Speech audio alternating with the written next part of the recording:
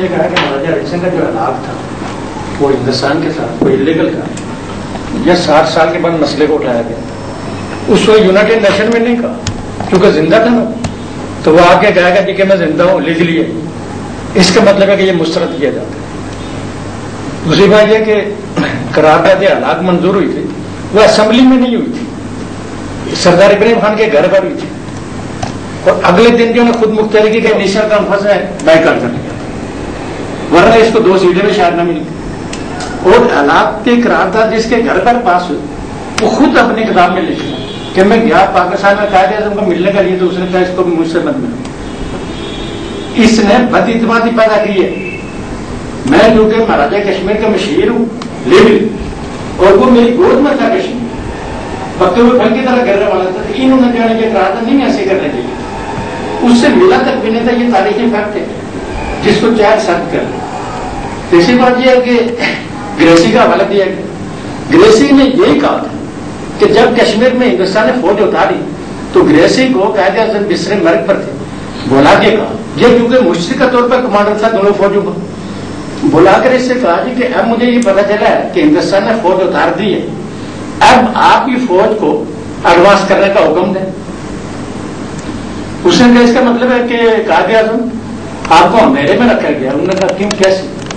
کہنے لگا کہ آپ جیسا قانونی آدمی ایسی بات نہیں کر سکتا تھا اگر پتا ہوتا، کیونکہ آپ نے جو 15 اگست کو مہاراجا کشمیر کے ساتھ معاہدہ کیا تھا، 3 اگست کو آپ کی طرف سے خلاف ورزی ہو گئی تھی، اور جہاں سے قبائلی کے بعد 7 لاکھ مسلمان قتل ہو، اور وہ اپیلیں کرتا رہا 6 مہینے تک، جہاں کسی نے سنا ہی نہیں. قائد اعظم نے کہا مجھے تو نہیں پتا. تو اس نے کہا اب یہ بتایا کہ وہ تو یہ دستاویز لا کے وہاں گیا، اب میں فوجوں کا دونوں کا کمانڈر ہوں، اب میں ادھر سے اس کو حکم دوں کہ لڑو، ادھر سے اس کو حکم دوں تو ریفری بن کے کھڑا تو نہیں ہو سکتا. قائد اعظم کے آخری ورڈنگ تھے کہ مجھے اندھیرے میں رکھا گیا. تب کشمیر نکل گیا میرے ہاتھ سے. ان چیزوں کو کوئی چیلنج کرے میرا سر کاٹ سکتا ہے. کھانا تب لکھ چکا ہوں، ایک پر پابندی کسی نے نہیں لگائی. اچھا تیسری بات یہ کہ آپ نے کہا چین بھی ٹھیک ہے، آپ نے یہ کہا کاغذ فریق ہوتا ہے، چین بھی فریق ہے، کیا چین سے ہمیں حالات آپ کا سر ہے؟ رکھو نا حالات، وہ جو شیخ آزاد کشمیر میں رکھیے کہ کشمیری اگر چاہے تو چین سے بھی ادا کر سکتے. میں پارٹی بناتا ہوں، میں لعنت بیچتا ہوں ان سے حالات، میں اس سے ادا کرتا ہوں. کیسے پابند کریں گے؟ وہ میری مدد بھی کرے گا. اس کا مطلب آپ خود پھنس رہے ہیں. چوتھی بات یہ ہے کہ آپ یہ بتائیں کہ روس جو ہے وہ فلسطینیوں کے، آپ یہ کہتے ہیں کہ فلسطین پر اسرائیل قابض ہے اور اسرائیل امریکہ کا نجات بچہ ہے، اور روس ووٹ کر رہا ہے آپ کے قبلہ اول کی بازیابی کے لیے. اسرائیل اور پاکستان دونوں امریکہ کے پرچم تلے اس کے خلاف جہاد کرتے رہے یا نہیں، اور پھر اس کو توڑا یا نہیں؟ کیا اسی پاکستانی فوج نے فلسطینی پہ جا کے اردن میں قتل عام کیا یا نہیں؟ کیا باقور یہاں کے ذرائع ابلاغ نے، یہودی فوج نے کشمیر میں آ کے کشمیری کو ٹھوکائیں کی یا نہیں؟ کیا پاکستانی وزیر خارجہ نے یہ خود اعتراف نہیں کیا کہ 60 سال سے ہمارے تعلقات جو خفیہ اسرائیل کے ساتھ ہیں؟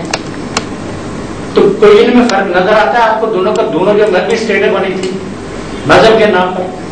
اور پھر آخری بات یہ ہے کہ یہ بتائیں کہ پاکستان کا ذاتی طور پر موقف کیا ہے جس کو آپ فریق ثابت کر رہے ہیں؟ وہ یہ کہہ رہا ہے کہ میں کشمیری کی اخلاقی سپورٹ کر رہا ہوں. ہندوستان کی 7 لاکھ فوج ڈکے کے طور پر لڑ رہی ہے، اس نے یہ نہیں کہا میں اخلاقی سپورٹ کر رہا ہوں.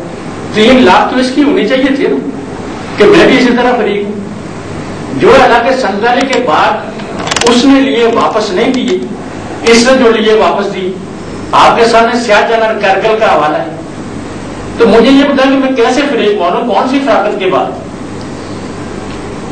ایک آدمی خود کہتا ہے کہ میں اخلاقی سپورٹ کر رہا ہوں، اخلاقی سپورٹ تو سر ہماری جاپان اور سری لنکا بھی کر رہے ہیں، پھر بھی کیسے مان؟ اور آخری بات یہ ہے کہ NLF کے جنرل سیکرٹری عارف شاہ صاحب پر جو پابندی لگائی گئی ہے اس کی ہم بھرپور مذمت کرتے ہیں کہ ان پر سے پابندی اٹھائی جائے غیر ملک میں جانے کی. تو لہٰذا جو ہے نا مجھے یقین ہے کہ آپ لوگ اس کی تائید کریں گے، ساری کر رہے ہیں تائید. تو یہ میں اس میں ختم کر رہا ہوں. اگر کوئی سوال کرنا چاہے تو کریں، اور ہم اس مسئلے کو یہ ابتدا اس لیے کی گئی ہے کہ ہم اس مسئلے کو عدالت میں لے کے جا رہے ہیں. ہم یہ کہہ رہے ہیں کہ آپ لوگوں کی طرف سے سوالات اٹھے ہیں, ہم اٹھانا چاہتے ہیں تاکہ ہم جان تو نہ ہونا بھی. تو آپ کو سوال کریں تو کہیں. سوال تو نہیں, میں تھوڑی سی گزارش آپ کی اجازت ہو تو یہ عرض کروں. پہلی بات تو یہ کہ پاکستان کو فریق میرے بھائی نے بھی اس بات کی تائید کی تھی, ہم ٹیکنیکل گراؤنڈس کو کہتے ہیں. ہم نے عرض یہ کی تھی کہ پاکستان بیسیکلی کشمیر ایشو کا جو مین فریق ہے وہ مقبوضہ کشمیر, آزاد کشمیر اور بیرون بلوچستان پر مشتمل وہ لوگ ہیں جو اس دھرتی کے واسی ہیں. لیکن ٹیکنیکل گراؤنڈز پہ انڈیا اور بھارت اور چائنا کی بات میں نے کی.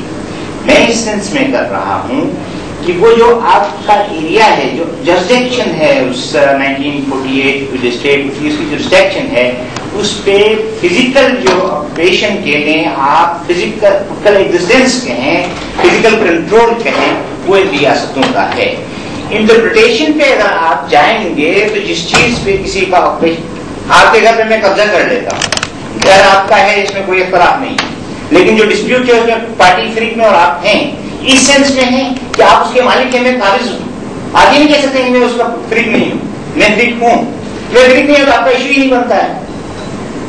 ایک بات چین کی بات ہم اس سینس میں کرتے ہیں, حالانکہ ہمارے ساتھ آپ کے انڈیا اور چائنا کا, پاکستان اور چائنا کا جو بارڈر ایگریمنٹ ہے اس میں بھی یہ لکھا ہوا مستقبل کشمیر ریاست کی جو حکومت ہوگی وہ اس پہ ری نیگوشیٹ کرنے کی مجاز ہوگی. پھر سائچین کا جو علاقہ 62 کی وار میں انڈیا سے چائنا نے لیا ہے, اگر آپ وہ جو انٹائر اسٹیٹ آف کشمیر کی آپ بات کرتے ہیں تو اس کی جو سیکشن میں علاقہ شامل ہے. اس سینس میں ہم اس کو فریق کہتے ہیں. ہم کسی اور, ہم اس سینس میں نہیں کہہ رہے, ہم کہتے ہیں سیلف ڈٹرمنیشن کا ایشو آئے گا تو صرف اس سلمی کے لوگ ہوں گے, اس میں انڈیا کے لوگوں کی کوئی کیا کہتے ہیں رائے دہی کا ان کو کوئی حق حاصل نہیں, اس میں پاکستان کے لوگوں کو کوئی رائے دہی کا حق حاصل نہیں ہے. مانوی اعتبار سے اس سینس میں بات ہو رہی ہے, گزارش کو تھوڑا سا آپ ذہن میں رکھ لیجیے گا. دوسری بات تاریخی اعتبار سے ہم جو جاتی کرتے ہیں وہ یہ کرتے ہیں کہ ہم کہتے ہیں 22 اکتوبر کو